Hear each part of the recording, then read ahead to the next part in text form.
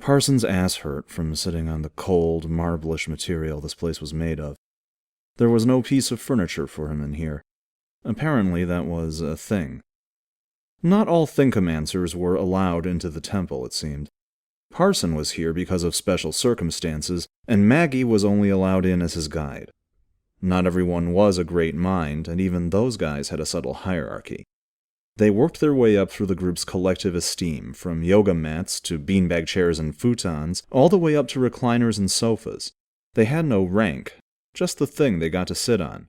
So he was taking notes on the floor, by the stairs, his legs dangling off the edge of the walkway. They'd had a bit of a thinky fight about the spy thing before settling down and assuring him that the temple and its occupants could be considered secure. "None of the great minds would betray Thinkomancy itself for any reason," said Isaac, "nor could they long do so without detection." Roger reluctantly agreed, and they went on to give Parson the rundown of Charlie's secret powers.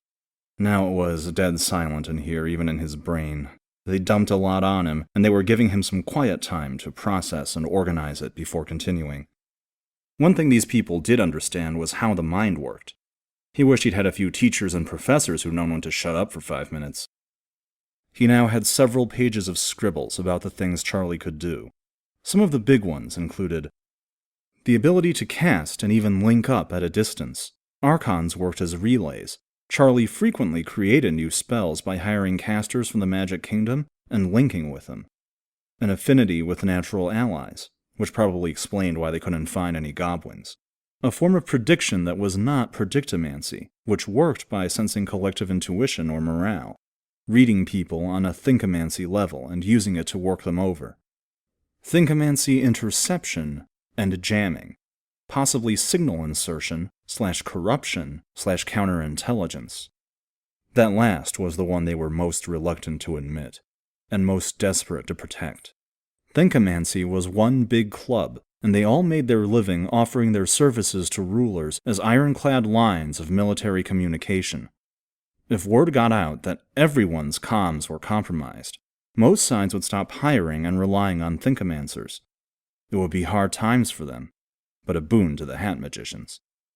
"So has nobody ever thought to ask about that?" Parson had questioned. "What would you do if asked? Would you lie about it? Or what about duty? Or a magical contract to speak the truth? Or a pinky swear?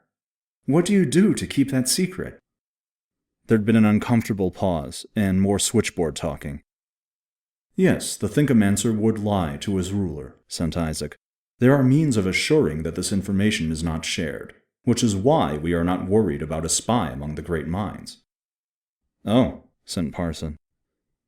That seemed to be all they wanted to say about that, but then Isaac added, "We'd like you to submit yourself to those before you leave the Magic Kingdom."